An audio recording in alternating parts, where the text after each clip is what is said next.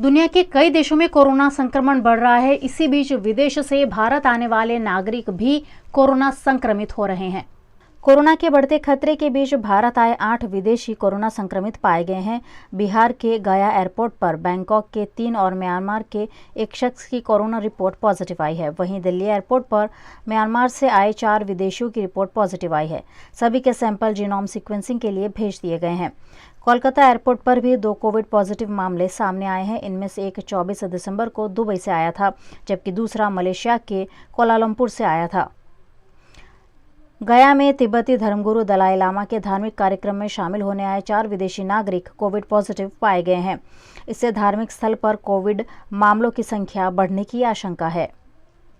Corona पर केंद्र सरकार की सख्ती के बीच भारतीय एयरपोर्ट ने राहत भरी खबर दी है।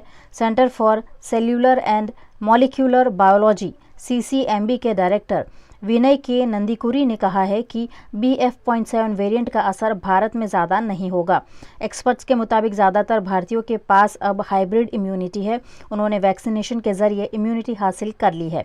हालांकि उन्होंने मास्क लगाने समेत कोविड प्रोटोकॉल का पालन करने पर भी जोर दिया। गुजरात के दाहोद के रामपुरा की स्कूल में दरवाजा गिरने से घायल 8 साल की बच्ची की मौत हो गई है।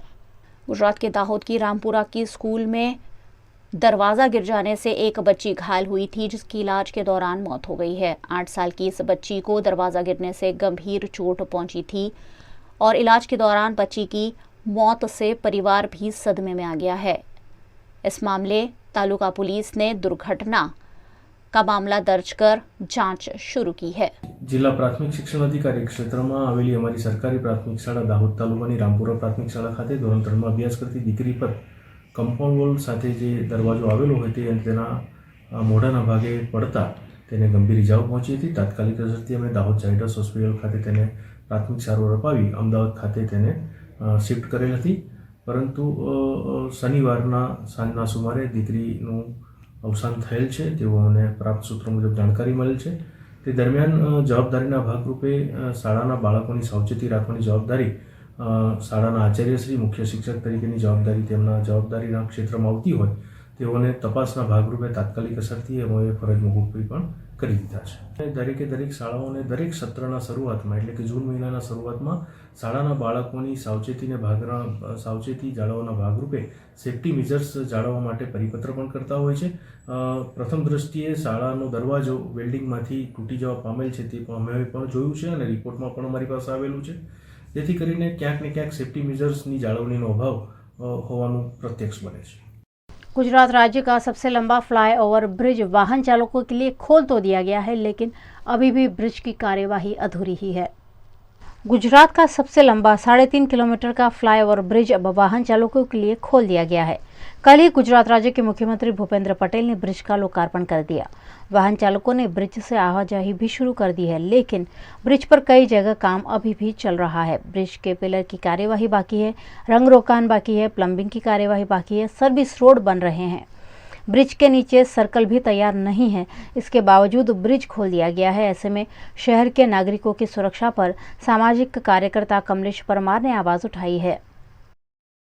वडोदरा शहर में आवेल गुजरातनो सौथी मोटामां मोटो ब्रिज गई काले जे लोकार्पण थयुं। वडोदरा शहर कॉर्पोरेशन, मेयर, कमिश्नर, चेरमेननो हूँ खूब खूब आभार मानु छुं। परंतु कही शकाय के जे ब्रिजनुं काम हजू पण तमे जोई शको छो के चालू छे अने जे ब्रिजनो जे मेन पाया होय छे आ पायानुं ज काम चालू छे, एटले कंईक ने कंईक कही शकाय के आ ब्रिजनी कंईक पोकळ कामगीरी कहेवाय। कारण के जो ब्रिज एकदम कम्प्लीट होय तो कम्प्लीट सर्टिफिकेट पण होवुं जरूरी छे। कारण के टूंक समय पहले गुजरातनी अंदर जे एक घटना बनी थी, मोरबीनी दुर्घटना घटी थी, त्यारे पण जोयुं के त्यां गाड़ी जे घटना घट्या बाद जे कहेवाय छे के बिल्डर जे कॉन्ट्राक्टर छे कॉन्ट्राक्टरने पण हालमां पण छावरवामां आवे छे। परंतु जे आ ब्रिजनी अंदर जे कहेवाय छे कामगीरीनी भागरूपे जे कलरनुं काम होय, प्लम्बिंगनुं काम होय, साथे अन्य सर्कलोनुं काम होय, आ तमाम कामो बाकी छे। એટલે વડોદરા શહેરના નાગરિકોને પણ કંઈક ને કંઈક ચિંતામાં મુકાય એવી વિષય છે। કારણ કે જો હકીકતની અંદર ઉદ્ઘાટન લોકાર્પણ થયું હોય તો તમામ રીતની કહેવાય છે સુવિધાઓ પૂર્ણ કરાવી હોવી જોઈએ, પરંતુ આજે પણ તમે જોઈ શકો છો આ બ્રિજની કામગીરી અધૂરી છે। એટલે વડોદરા શહેરના મેયર, કમિશનર, ચેરમેનને અમારી વિનંતી છે કે જે પણ પ્લમ્બિંગનું કામ હોય, કલરનું કામ હોય, સાથે જે સર્કલોનું કામ હોય, જે પેઇન્ટિંગનું કામ હોય, આ તમામ કામો વહેલામાં વહેલી તકે પૂર્ણ કરે અને આવનારા દિવસોમાં આની RTI પણ કરવાના છે। કારણ કે જે કમ્પ્લીટ સર્ટિફિકેટ જો ન મળ્યું હોય તો આ બ્રિજનું લોકાર્પણ ન થઈ શકે, પરંતુ કહી શકાય કે હવે માનનીય મુખ્યમંત્રીશ્રીએ જે લોકાર્પણ કર્યું છે એટલે કંઈક ને કંઈક તમામ સર્ટિફિકેટો ચેક કર્યા બાદ જ લોકાર્પણ કર્યું હશે। એટલે આવનારા દિવસોમાં અમે આના જે બ્રિજ છે બ્રિજ માટે કંઈક ને કંઈક કોર્પોરેશનનું ધ્યાન દોરવાનો અમારો એક પ્રયત્ન કરીશું। गुजरात के वडोदरा शहर में विश्वामित्री ब्रिज से गुजरती पाइपलाइन में आग लग जाने से दमकल विभाग को बुलाना पड़ा। वडोदरा के विश्वामित्री ब्रिज पर आज अचानक धुआं उठने से वहां से गुजरने वाले वाहन चालक सकते में आ गए। घटना की जानकारी फौरन दमकल विभाग को दी गई। दमकल विभाग ने मौके पर पहुंचकर मामले की जांच की, जिसमें विश्वामित्री ब्रिज पर इकट्ठा हुए कचरे में आग लगी होने की घटना उजागर हुई। दमकल दस्तों ने आग पर काबू पाया और बड़ी दुर्घटना को टाल दिया। हमने मेन कंट्रोल रूम से ऐसे वर्दी मिली के काला घोड़े के पास जो केबल जाता है, केबल में आग लगी है। इस बारे में हम इधर आए तो वो कचरे में आग थी और दूसरा कुछ है नहीं जानहानि। आग तो बड़ी थी पर अभी तो काबू में आ गई है, कोई जानहानि नहीं है। गुजरात के सूरत में एक हैरान कर देने वाली घटना सामने आई है, जिसमें शक्की पति ने अपनी पत्नी को HIV पॉजिटिव खून वाला इंजेक्शन लगा दिया। आपसी संबंध भी अब एक दूसरे के जानी दुश्मन बनने के किस्से देश भर में लगातार सामने आ रहे हैं। कुछ ऐसा ही एक बार फिर गुजरात के सूरत के रांदेर इलाके में उजागर हुआ है, जहां पत्नी पर अवैध संबंधों का शक रखकर पति ने HIV पॉजिटिव युवक के खून वाला इंजेक्शन पत्नी को लगा दिया। इंजेक्शन से बेहोश हुई पत्नी का अस्पताल में इलाज किया जा रहा है।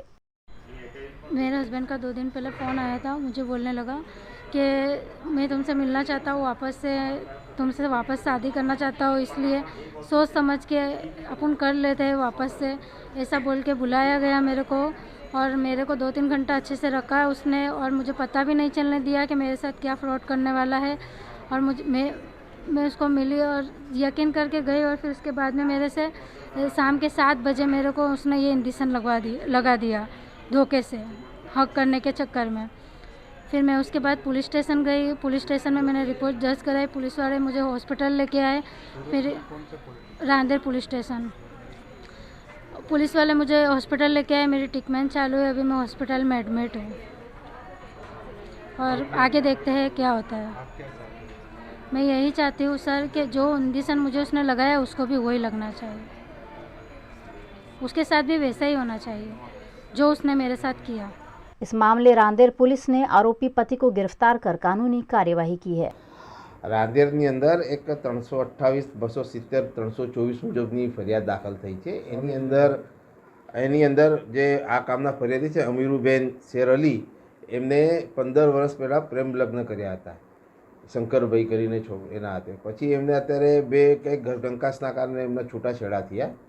ચારિત્ર અંગે શંકા હતી એ અંગેનું, અને 2 મહિના પહેલાં છૂટાછેડા। ત્યારબાદ એમને અત્યારે આ બનાવ બન્યો એ દિવસે આ બેનને પહેલાં ભાઈએ ફોન કર્યો કે ચાલ તને આપણે મળીએ, એમ છોકરાઓને મળાવીએ એમ કરી। 2 છોકરા બી છે આ લોકોની। એટલે એ લોકો ગયા, પછી આખો દિવસ ફર્યા સાથે, કંઈક શોપિંગ બી કરાવી, અને એના પછી સાંજના સમયે આ બેનને હાથે જબરજસ્તી કરી। પછી એને કંઈક એના હાથમાં કંઈક ઇન્જેક્શન જેવું હતું, એ છોકરી એ બેનને એને ઇન્જેક્શન મારી દીધું। એટલે એને થોડો દુખાવો થયો, એટલે એ પછી નાસી ગયો। પછી તપાસ કરતાં કંઈક ઇન્જેક્શન લાગ્યું છે, એટલે આપણે અત્યારે એને પકડી બી લાયા છે, અને એના બેનની ફરિયાદ લઈ અને આ કામે તપાસ હજુ ચાલુ છે। સાહેબ, આ જે ઇન્જેક્શન છે એ ક્યાંથી લાવ્યો હતો અને શાનું ઇન્જેક્શન છે? હવે તપાસનો વિષય છે, અને અત્યારે કંઈક દવા સિવિલ હોસ્પિટલમાં ગયેલો અને ત્યાંથી લાવેલો એવું કહે છે। કયા વોર્ડમાંથી લાવ્યો હતો એ ખ્યાલ નથી, અત્યારે તપાસ ચાલે છે। ના એવું કઈ હજુ કાગળ પર નથી આવ્યું, બરાબર। એ બધી ઇન્વેસ્ટિગેશન ચાલે છે, અને FSI રિપોર્ટ થાય પછી જ બધું જાહેર થશે કે અત્યારે કેવું કંઈ વધારે